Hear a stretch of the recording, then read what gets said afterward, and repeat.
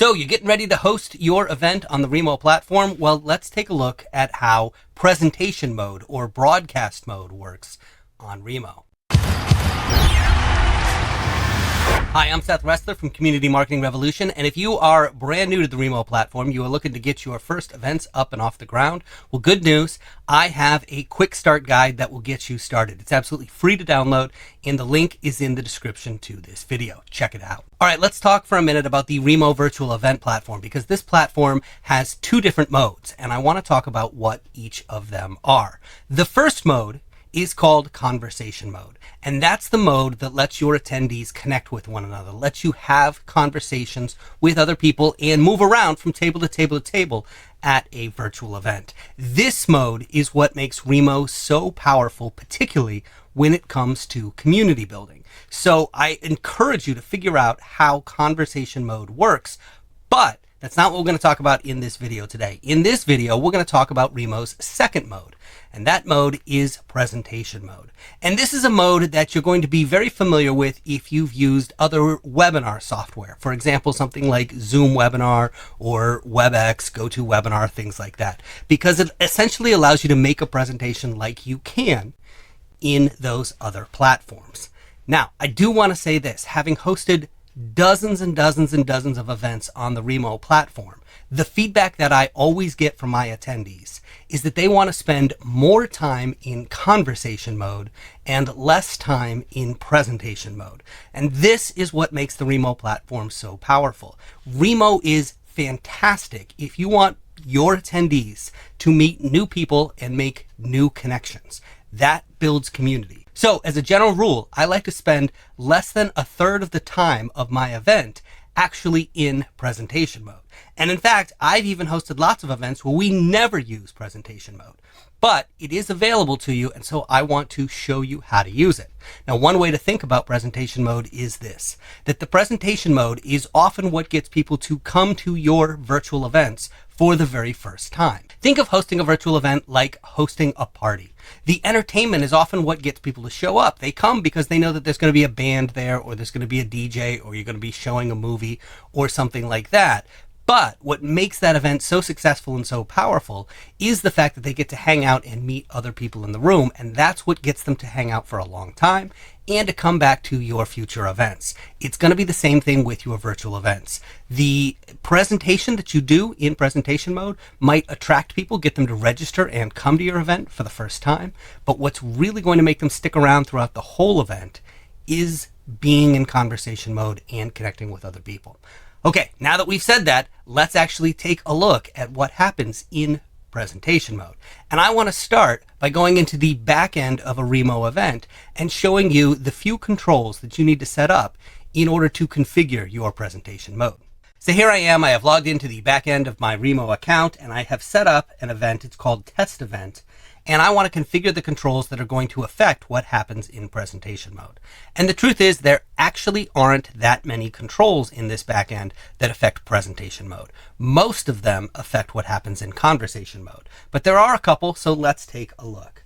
I'm going to move over to here, this menu on the left where it says advanced, and I'm going to open up that advanced menu, and I am going to go down to feature toggles. And here we have a list of features that you can turn on and off for your event. So let's talk about which of these are actually going to affect presentation mode. Show screen share does not. That affects whether your attendees can share their screens with each other.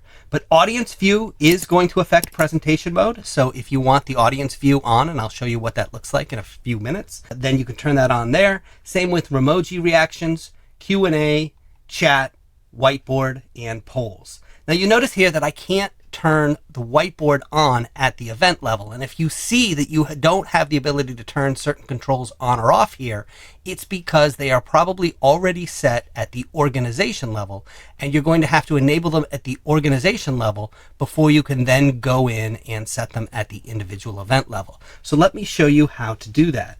I'm actually going to go ahead and go save and close this event. And then I will, up here in the top right corner, go to organization settings.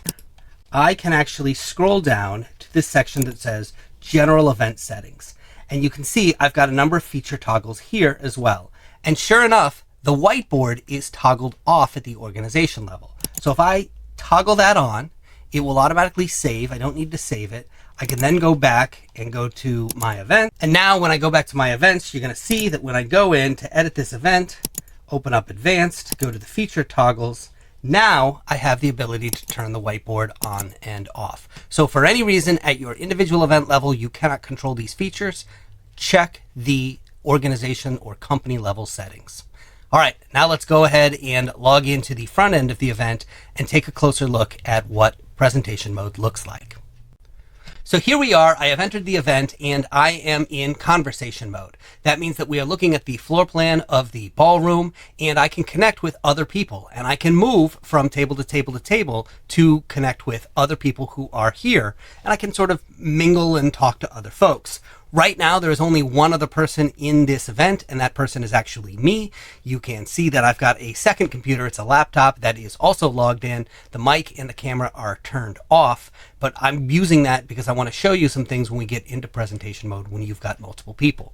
But here in conversation mode, I can move from table to table at any time just by double clicking on another table. So if I double click on table number 2, now I'm at table number 2 or table number 3. And if there were other people here, I would then be video conference with the other people at those tables. But let's actually take a moment to go into presentation mode. And in order to launch presentation mode, you need to be either an event organizer or an event assistant. Regular attendees cannot start presentation mode. And to start presentation mode, you just go down to the bottom here and you click on this present button. And here you're going to have a number of options. We can either go straight into presentation mode, or it's going to give us the option to broadcast in conversation mode. Now I want to take a moment to first show you what broadcasting in conversation mode looks like. Essentially what that means is that you are broadcasting so that you can be heard by every person at every single table without going into full-blown presentation mode. And what it's going to do is it's going to put a little video of you up in the top left corner of the screen. So let's click on that and I can show you. And it's going to say, are you ready? Is your mic, is your camera on? Go ahead and start broadcast. And you can see in the top left corner of the screen, there is a countdown. And then now I am live and every person at every table can hear me. This is something that you're going to want to use only for short announcements. And I recommend that the way you think about this is like being, for example, at a wedding reception where you just want to clink your glass, get everybody's attention, make a brief announcement, and then let them go on with their conversations. This is not for when you want to get up on stage and do the full-blown toast and have everybody's attention and stop everybody with what they're doing. So I recommend getting something like, a bell here that just lets you, and it's kind of like clinking a glass at that wedding reception, just to get people's attention. Pause for a moment, let them stop their conversation, realize what's going on, realize that you're talking to them, and then you can say something like, hey, we're going to start the broadcast in about 2 minutes. I just want to give you a heads up, and go back to your conversations, and then we'll start the broadcast in a second here. Right? And then I just go over and I click end broadcast, and Remo always wants to double check and make sure that you really want to do the thing that you want to do. And so that is what it's like to broadcast in conversation mode. But now let's actually do a full-blown broadcast in broadcast mode. And to do that, I'm going to go down here. We're going to click this present button. And this time I'm going to click start presentation mode. And a window's going to pop up and it's going to give me a couple of options. It's going to ask me if I want to start my presentation with my mic and camera on. In other words, do you want to be broadcasting live to the presentation the moment it starts? The only reason you might not want to do this is if you want to start with a pre-recorded video. Then you might want to uncheck that button. The second option that you have here is to start presentation with recording turned on.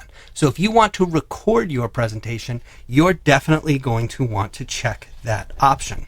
So let's actually go ahead and do that. And then we've got a couple of buttons here. We can start immediately, or we can start with a 30-second countdown. I usually like to start with a 30-second countdown because it gives all of your attendees a heads up that things are about to shift and they should wrap up their conversations. So usually I will start with a 30-second countdown. The third option is to do what we just did, which is broadcast in conversation mode. We don't want to do that. So if we were to click this, we would start, and you can see there would be a 30-second countdown letting all of your attendees know that, hey, the presentation is about to start, and then you can go ahead and get into this. This just makes it real easy to wrap up. I will say that it's a little awkward if you are the one talking and you're like, oh, now I've got to fill exactly 13 seconds of my time. Let me come up with something clever to say that's going to run out at exactly the time the countdown timer gets down to 0, and we'll see how well I'm able to do that. Not bad, right? Pretty good. Okay, now we are in presentation mode. And so I want to show you how this works. So my camera and my mic are on, which means everybody is looking at me. And because I've got audience view on, you can actually see all the different seats down here and all the different people who are at the event watching. As a general rule, if you have a lot of people at your event, that's when you're going to want to turn audience view on because it makes it look crowded. But if you're having a smaller event, not that many people there, like we've only got, for example, 2 people logged into this event. One of them is me and the other one is also me. Then you're probably going to want to turn audience view off in the back end of your event because otherwise it just looks kind of small. I usually like to start in this mode by asking people who are watching to acknowledge that they can hear me and see me okay. And so I will tell them that if they look in the bottom right corner of their screen, they can actually see some emojis. Remo likes to call these Remojis because they're clever. And so I like to ask them to click that thumbs up emoji. And then the thumbs up will sort of float to the top of the screen. You can also ask them to type something in the chat if you want. So if, for example, you might say, hey, tell me where you're from and, tell me something about yourself. So maybe people will come here and they'll type Detroit, Michigan, and then it'll show up in the chat. And if you want, you can actually react. But it's just a nice way to keep your presentation interactive by using that chat. And so encourage people to use the chat while you're in presentation. Let's take a look at how you bring somebody else to the stage. So over here, we've got the main chat, but then I can also click on participants. And this will show me all the other participants at the event. Now, if you have other people who are event assistants, they can turn on their mic and camera and come to the stage at any time.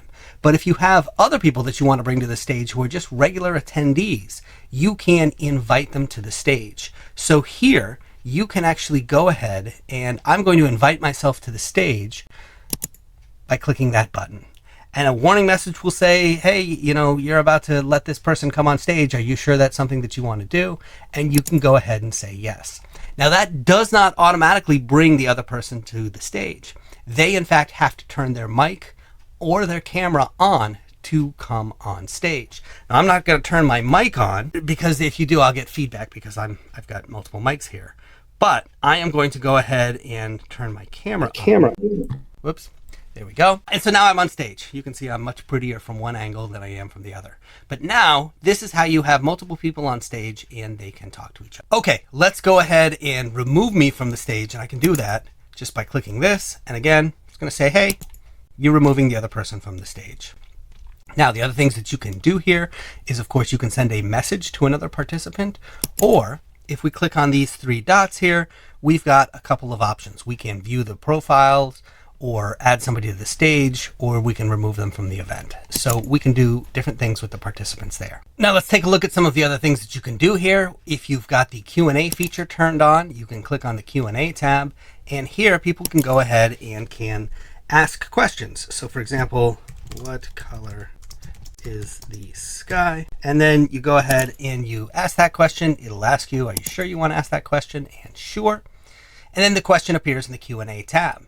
And other people can come along and they can upvote the question. So you can see which questions are actually most popular, and then you can answer those first. And then once you have answered a question in your live presentation, you can actually check the box and that says, hey, I've answered this question, and the question goes away. Let's now take a look at the polls tab, which is over here as well. And here we can create a poll. I recommend that if you're going to use polls, that you create them in advance by going into the front end of your event and setting up a poll here. but we can just go ahead and go and ask what question, what's 1 + 1, and then we can add answers, 2, 4, see what people will see, and then we can decide what we want to have happen after the poll is answered. So we're going to go ahead and start this. You could also save it as a draft if you are creating this poll ahead of time. I've actually got another video that'll walk you through how to use the polls feature, but you can create polls here as well, and you can end it at any point. You can also go ahead and modify it by clicking this pencil icon, or you can trash it if you want. So we're going to end that poll. So that's what we can do over here on the right side of the screen. Let's take a look at some of the things that we can do down here with these buttons. So of course, this button here is going to turn the presentation off, and it's going to send everybody back to conversation mode. You can turn your mic and your camera on, and you can also toggle between different mics or cameras by clicking that little up arrow and choosing one. Now, if I want to share my screen, I can do that here by clicking the share button. And for example, let's go ahead and share this page. I have an option of sharing any audio that is played to that page as well, which is useful if you're going to play, for example, some video off of a web page.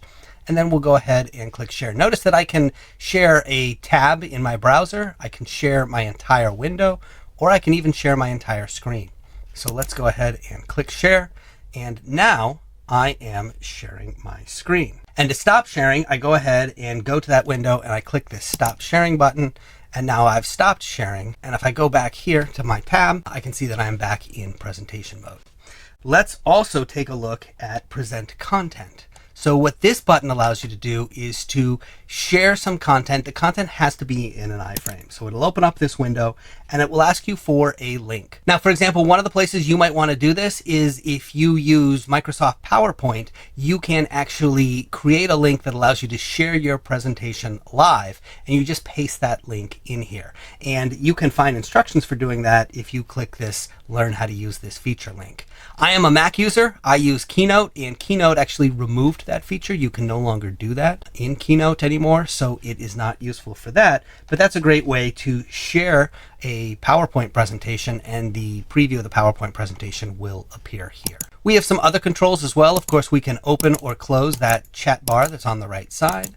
You can also take a look at what's happening in the lobby. So if you have enabled your lobby, which means that when people first enter the event, they aren't thrown right into the event, they are actually in a lobby, and then you've got to let them in individually, you can see what's going on in the lobby here. Now in this case, the guest lobby is not enabled on this event, but I can enable it here. And now it is enabled. And then if there are other people that are waiting in the lobby, I could either let them in individually, or I can just click admit all, and I can admit them to the event. We've got a more button with 3 dots. Here, I can share a video. And to do that, all you have to do is grab a link to a video that is hosted on YouTube or Vimeo or Twitch, and you can post it here. You can even give other people the ability to control what's going on with the video, and then you can go ahead and click play now. I recommend that if you are going to play a video that is hosted somewhere, that just to be on the safe side, you host it in 2 places. So for example, we have found that it is useful to have a link that is both to Vimeo and also to YouTube, just in case for any reason one of them isn't working. Also under this More tab, you can do the whiteboard. Remember, we enabled this, and here we have the option to do all kinds of stuff with our whiteboard, add sticky notes and write and do all sorts of things. This is actually using Miro to power the whiteboard.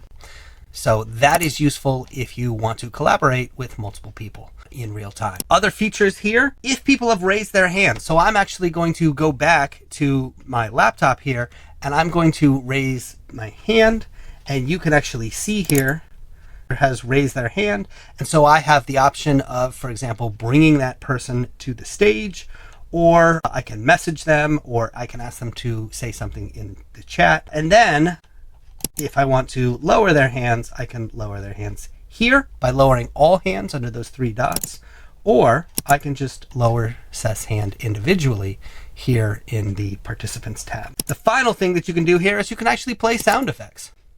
So we've got all sorts of sound effects if you want.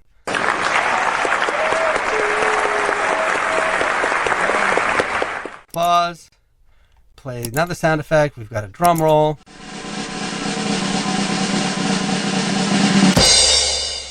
Couple other things that I want to point out here. Right here, I showed you that we are in audience view. You can actually toggle that on or off while you're in presentation mode by using this button. If you want to stop the recording at any time, you can just click stop. Those recordings will be available in the back end of your event after your event is over. And the other feature that we have here is a timer. So I didn't show you this one before, but let's go ahead and click that. And we can create a timer for any number of sessions. Right now, let's just create one session that is 10 minutes long, and we'll set it. And then once I set it, I can click start. And so, for example, if you just wanted to do like a 5-minute pitch in presentation mode, or maybe a series of 5-minute pitches in presentation mode, or you want to do TEDx style talks and have people just talk for 10 minutes, you could use that timer to count that down and then invite people to the stage when the timer runs out. So there it is. That is a look at all the different functions and features that are available in presentation mode. I hope that's helpful. Please enjoy hosting your next Remo event. Again, I am Seth Resler. I am the founder of Community Marketing Revolution. And if you want to get started on Remo, remember, I've got that free quick start guide that you can download. The link is in the description to this video. To learn more about how to use Remo, you can always check out these videos here. Thanks for watching.